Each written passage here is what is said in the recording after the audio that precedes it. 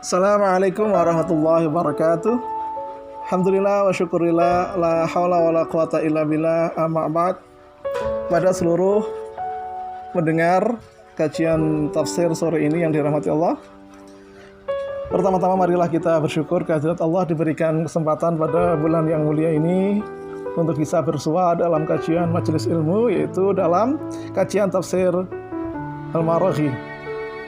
Pada kesempatan ini kita akan lanjutkan kajian kita pada surat Asy-Syams. Yang surat Asy-Syams ini kita bagi jadi dua bagian. Pada kesempatan pertama ini akan kita kaji surat Asy-Syams ayat 1 sampai ayat 9, dan selebihnya yaitu ayat 10 sampai ayat 15 akan kita teruskan mungkin dalam kesempatan yang akan datang. Surat Asy-Syams artinya adalah matahari, yang sesuai dengan bunyi dari kata pertama wasyamsi. Surat ini juga turun di Mekah setelah surat Al-Qadr, yang sebagaimana kaitannya dengan surat-surat yang lain, bahwa Allah sudah menyebutkan pembagian manusia menjadi ashabul maimanah dan ashabul masy'amah, yaitu orang-orang yang baik dan orang-orang yang mendapatkan celaka. Maka pada kesempatan ini Asy-Syams akan dilanjutkan dengan makna yang saling menguatkan dengan surat sebelumnya. A'udzubillahi minasyaitonirrajim. Wasyamsi wadduhaha. Demi malam, wadduhaha, dan demi siangnya atau cahayanya. Ayat pertama ini bersumpah dengan matahari dan duhanya. Duha kemarin sudah kita bahas pada kajian sebelumnya. Duha artinya adalah ketika dua pengertian, waktu duha dan seluruh siang.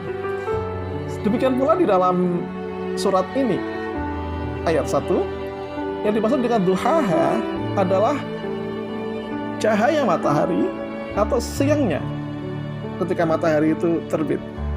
Jadi Allah bersumpah dengan matahari dan dengan cahaya matahari yang menjadikan dunia menjadi siang.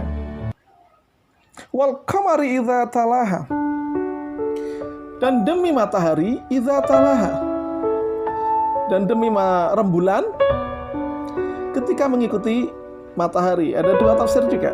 Ini bisa mengikuti siangnya, ketika malam maka rembulan baru muncul, ataukah mengikuti matahari. Tapi kalau melihat kata gantinya ha, sebagaimana wadduhaha, di sini ada talaha, semua hanya kembali kepada matahari.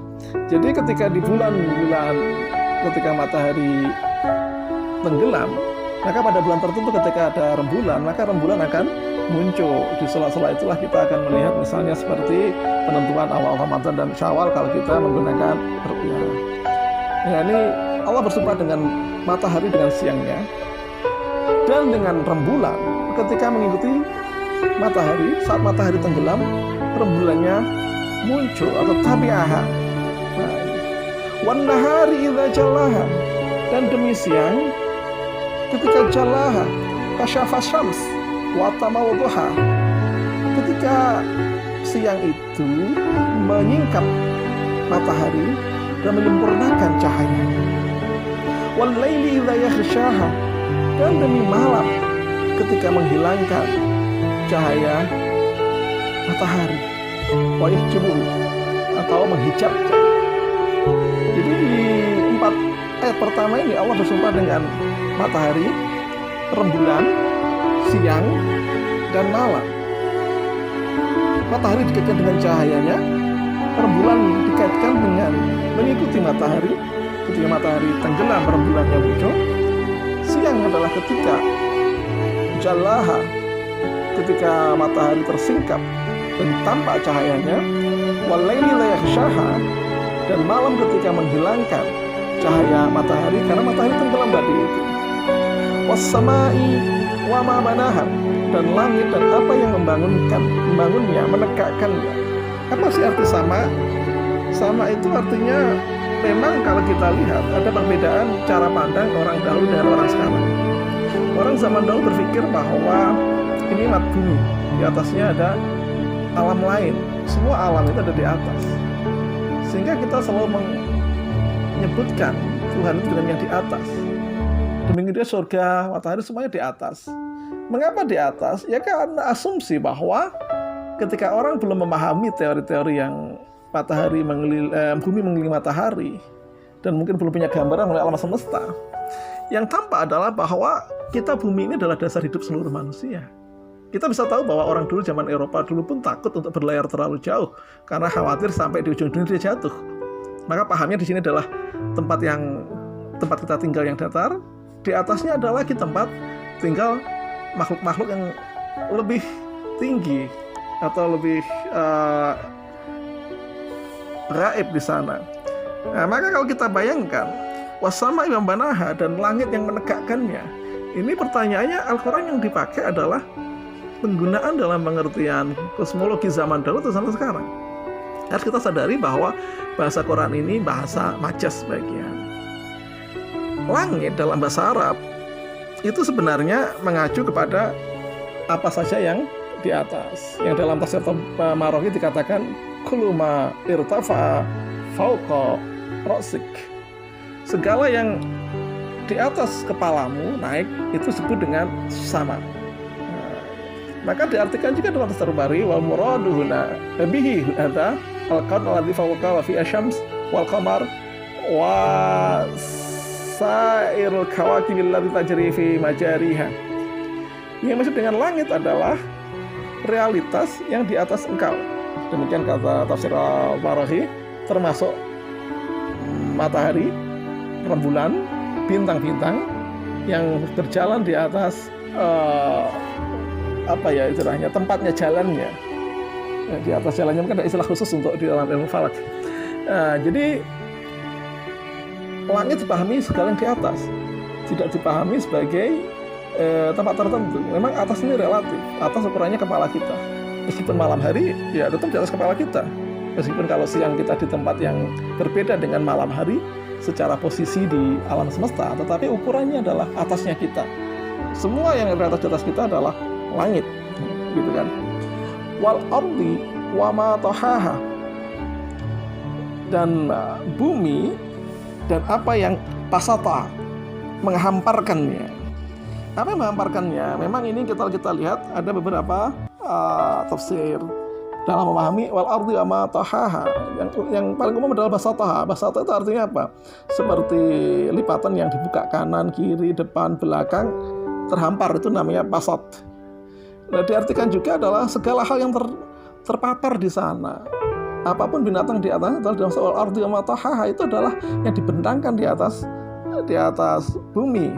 Kalau langit tadi di atas, yang menegakkan apa langit ini? Nah, ini sebenarnya pertanyaan yang hendak dijawab para ilmuwan zaman dahulu. Ada beberapa tafsir yang khusus menjawab mengenai fenomena ilmiah dalam Al-Quran seperti Tantawi Jawahari. Namun tafsir Marohi ini lebih pada tafsir sosial sebenarnya, sehingga pembahasan mengenai isyarat-isyarat pada ilmu pengetahuan eksakta tidak banyak dibahas di dalam tafsir Marohi. Maka wal ardi wa ma tahaha diartikan adalah bumi dan yang membentangkannya untuk tempat tinggal. Sukna demikian diartikan dalam Bari.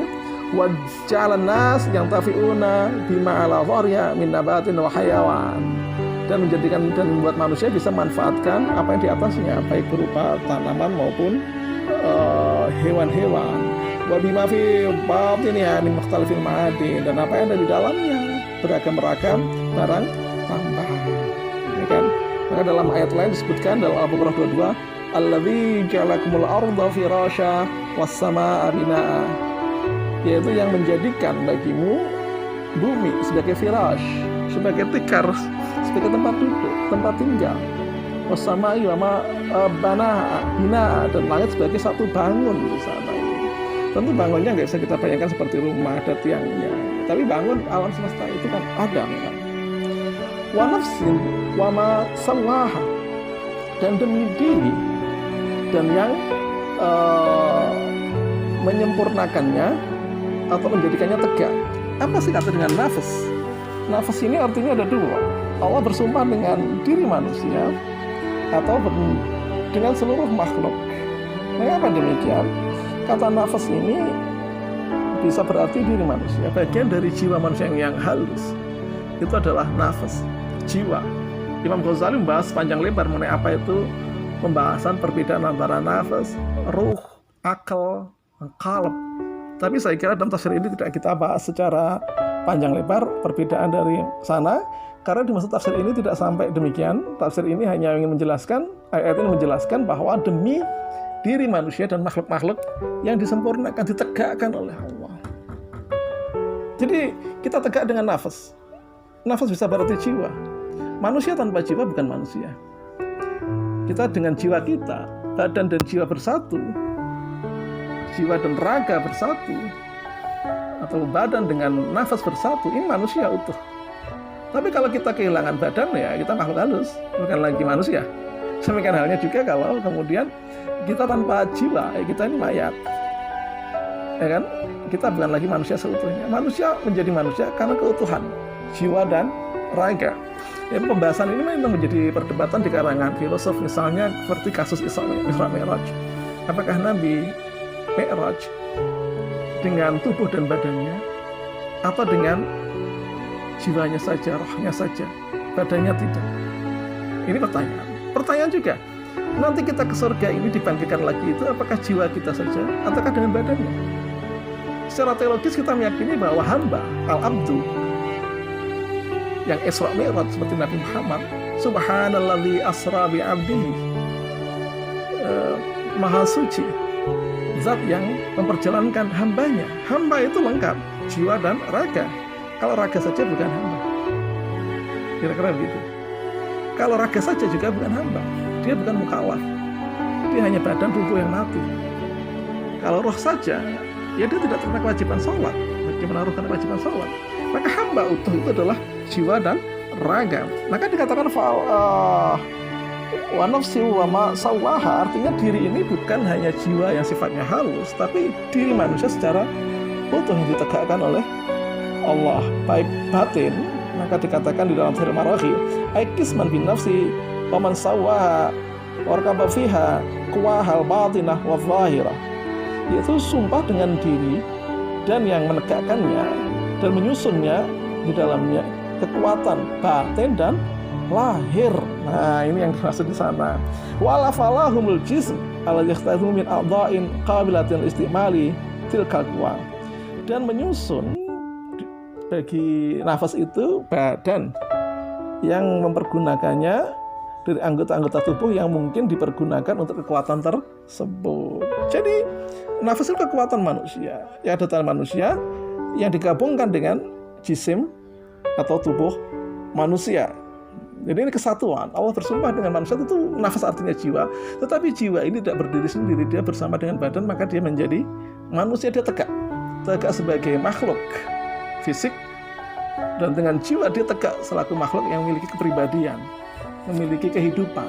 Tanpa jiwa manusia tidak hidup, tanpa kepribadian.